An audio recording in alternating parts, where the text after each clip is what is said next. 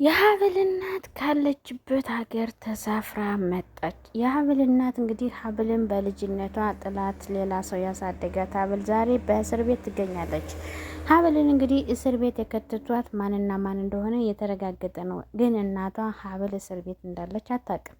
ሰላም ሰላም! ውድና የተከበራችሁ የብዙዬ የዩቱብ ቻናል ቤተሰቦቼ እንዴት ናችሁ? እኔ በጣም ደህና ነኝ።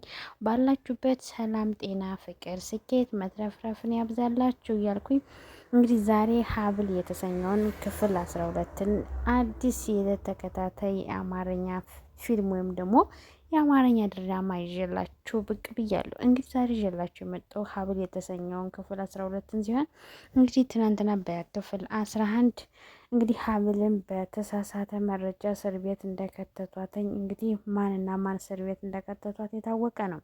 እናቲቱ ግን ልጇ እስር ቤት እንዳለች አታውቅም።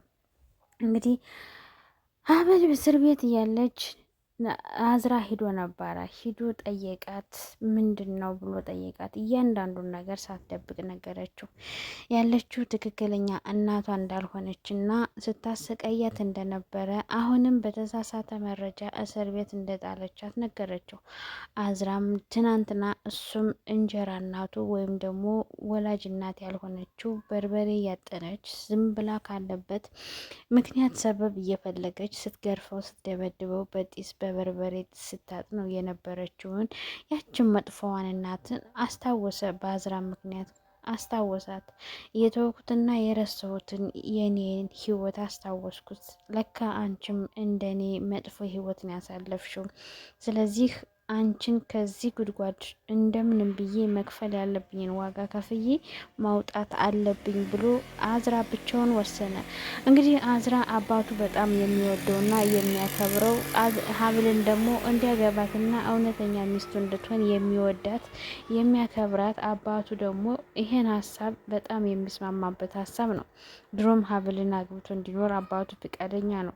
አዝራ በሰዓቱ ምን እንደሆነ ባይታወቅም አልወዳትም ሲል ነበር። አሁን ግን ያለውን ነገር እውነቱንና ሀቁን ስትነግረው ግን ተረድቷታል። ህመሙሽ ህመሜ ነው፣ እኔም እንዳንቺ እንደዚህ የተከፋ ቀናትን አሳልፍ ያለው ህይወታችን አንድ አይነት ነው ብሎ በማሰብ እንግዲህ ሀብልን ከእስር ቤት ለማስወጣት መክፈል ያለብኝን ዋጋ መክፈል አለብኝ ብሎ ተነስቷለኝ አዝራ። እንግዲህ ይህን የጠረጠረችው አክስቱ ደግሞ መሲ እህቱን አዝራ እኮ ወንድምሽ አይደለም እናትሽ እኮ መኪና መንገድ ነው ወድቆ አግኝታ አምታ ያሳደገችው እንጂ ትክክለኛ ወንድምሽ አይደለም እያለቻት ነው። እንግዲህ መሲም በሰዓቱ እንዴ ምን እያልሽ ነው የምታወሪው? ግን ታውቂያለሽ አክስቴ ምንድን ነው የምታወሪው አለቻት። ያው እናታቸው በህይወት የለችም እና በእርግጥ አዝራ እናቱ በጣም ስትደበድበው እና ስትቀጠቅጠው እንደነበረ ያስታውሳል። እናቱም ወላጅ እናቱ እንደሆነች ነው የሚያውቅ። አዝሬ ደግሞ አክስቱ ወላጅ እናቱ እንዳልሆነች ለእህቱ ለመሲ እየነገረቻት ነው። መሲ እንግዲህ ለምንድን ነው ወንድም ያልሆነው? እናቴ እኮ እንደዛ ስትቀጠቅጠው አዝንለት ነበር፣ አስብለት ነበረ፣ እሳሳለትም ነበረ፣ እጠይቃት ነበር፣ ግን መልስ ሰታኝ አታውቅም እያለች ለአክስቷ ትነግራታለች። አዝራም እናቱ እንደዛ ስትቀጠቅጠው የነበረችው እናቱን እያስታወሰ ምን ማድረግ እንዳለበት ብቻውን እያወራ ነው። እንግዲህ እዚህ ላይ ደግሞ እሷን እንግዲህ የሀብልን እናት አግኝታት ሀብል ገዳም እንዳለች እና ከ3 ቀንና ከ4 ቀን በኋላ እንደምትመለስ ለእናቷ የነገረቻት ውሸተኛዋ አጋጣሚ አዝራ መጣ። አዝራን ስታየው ደንግጣ ሽንት ቤት ገባች። ሽንት ቤት ስገባ ደግሞ ተከትሏት አዝራ ሽንት ቤት ገባ። እዛ ምን ልታደርግ መጣ? ስለ አንቺ ራስሽ ምን ታደርጊያለሽ? መጠየቅሽን ጥያቄ አሁን አንድ ባንድ ትመልሻለሽ አላተኝ።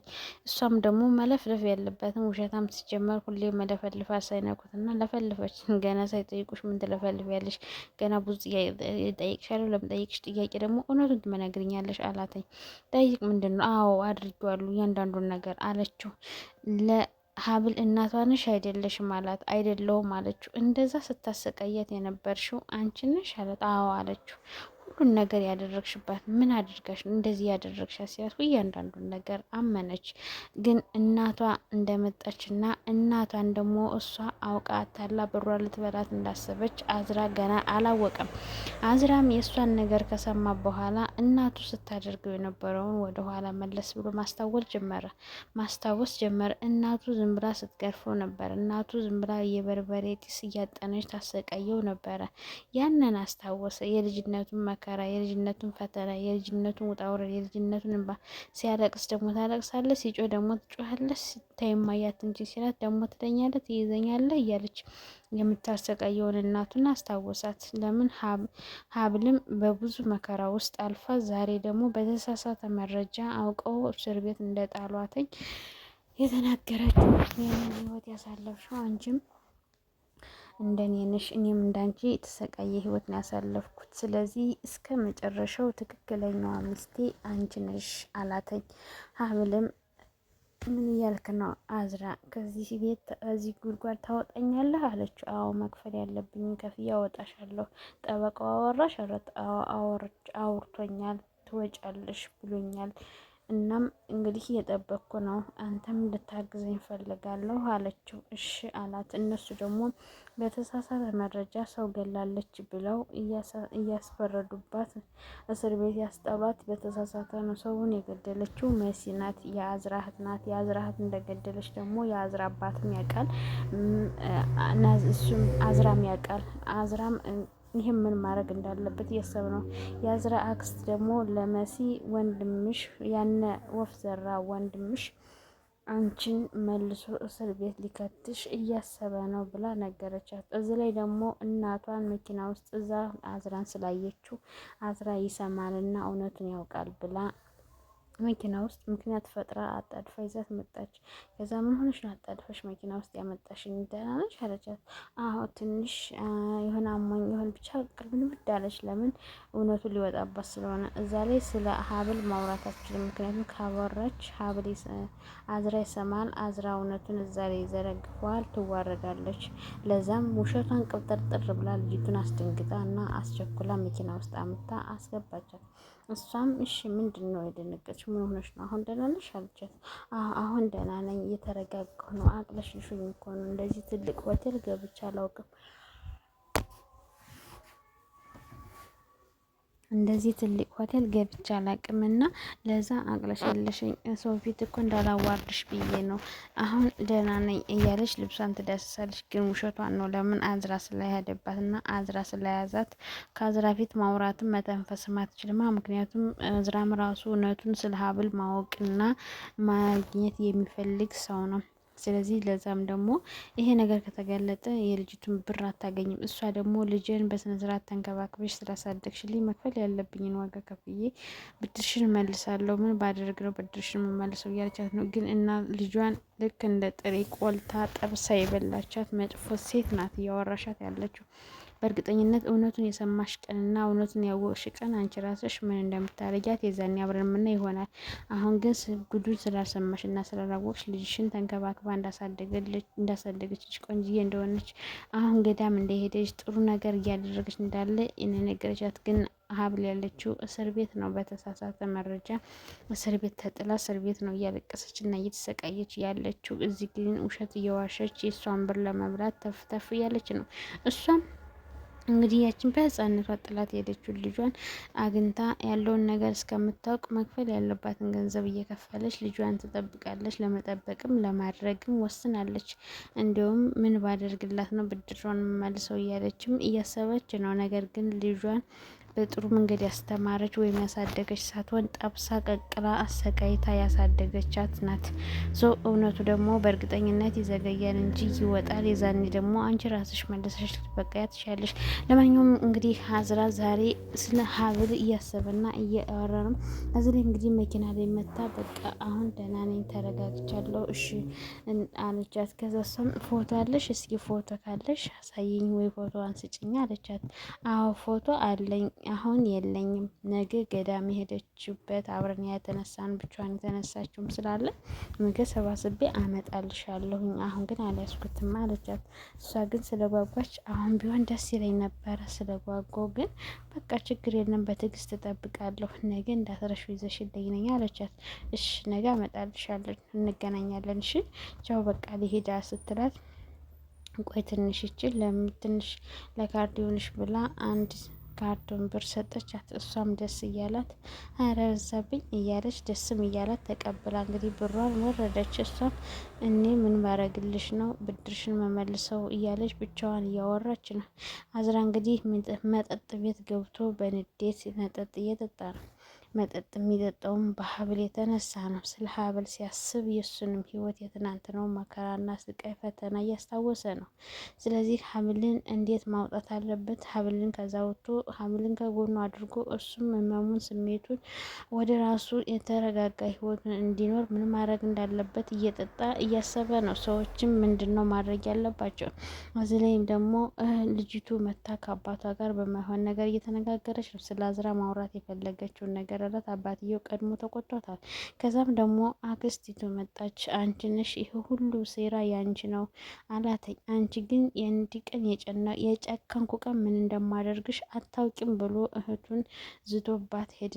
ልጅቱም ልትናገር የነበረውን አክስቷ መታ አስቆመቻት እና ነገሩ ተቋረጠ። አባትየውም ተነስቶ ገባ። እንግዲህ ስለ እውነቱ እንደሚወጣ ግዴታ አይቀርም። አባትየው ስለ አዝራ ማንም ሰው እንዲናገረው እና እንዲያወራ የተሳሳተ ነገር እንዲደረግ አይፈልግም። ምክንያቱም ሀብልን እስር ቤት የከተቷት እነዚህ ናቸው። ተመሳጥረው ነው እስር ቤት የከተቷት በተሳሳተ መረጃ። ይሄን ደግሞ አባትየው ያውቃል። ስለዚህ አባትየው ስለሚያውቅ አክስት ደግሞ መሲን ይዛ አዝራን ለመበቀልና አዝራን የሆነ ነገር ለማድረግ እያወራች ነው። አዝራ ወንድምሽ አይደለም፣ ትክክለኛ ወንድምሽ አይደለም፣ ወፍ ዘራሽ ነው፣ መጤ ነው፣ ከመንገድ ተገኝቶ ነው ያሳደገችው እንጂ ልጇ አይደለም እያለች እየመከረቻት ነው። እሷም በሰዓቱ እኔ አላምንም እንዴ ወንድሜ እኮ ነው ምን እያልሽ ነው እያለች እየተከራከረቻት ነው።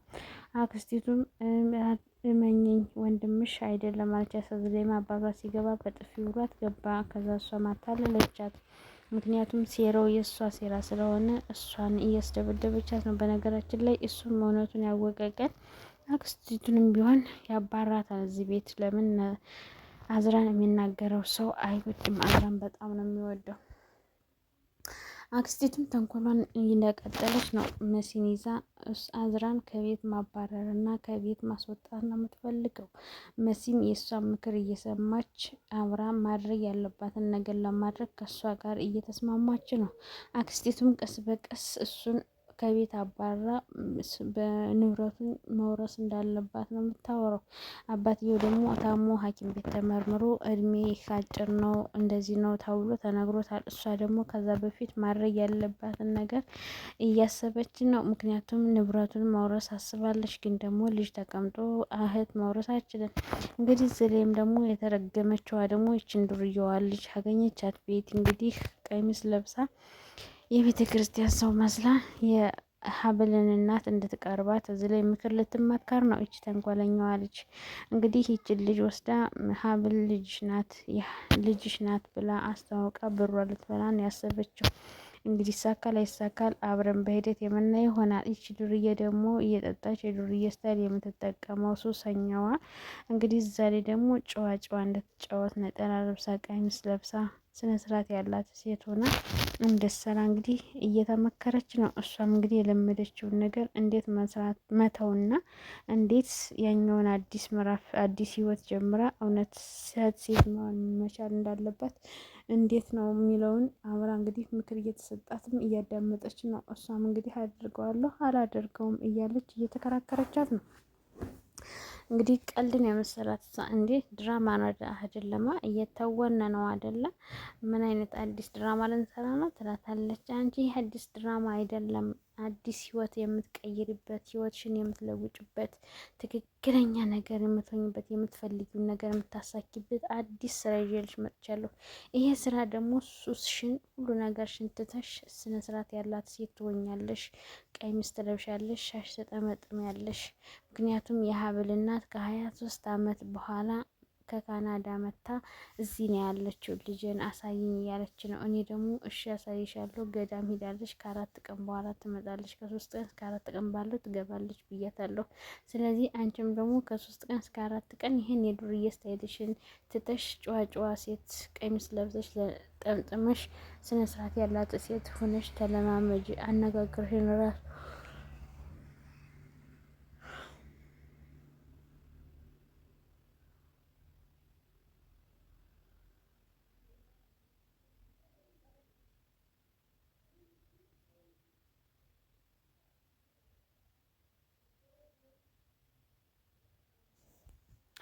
አነጋገርሽን አስተካክይ፣ ስነ ስርዓት ባለው ስነ ስርዓት በተሞላበት መንገድ አውሪ እያለቻት ነው። እሷም እንግዲህ የምርሽን ነው ቀልድ ነው መሰለኝ ነው እየተወንሽብኝ ነው አዲስ ድራማ እየሰራሽብኝ ነው እውነትሽን ነው አለቻት።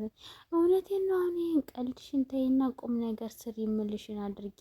ምክንያቱም አንቺ ሀብልን ትመሳሰያለሽ፣ መልክሽ ስለሚቀራረብ ነው እንጂ ሌላ ሰው አጥቻ አይደለም። ሌላ ሰው መፈለግ እችላለሁ፣ ግን አንቺ ፊትሽ ወደ ሀብል ስለሚቀራረብን እውነቱን አንቺ ስታወሪያት ታምናለች። ለምን መልክሽ ስለሚቀራረብ ብዬ ነው አለቻት።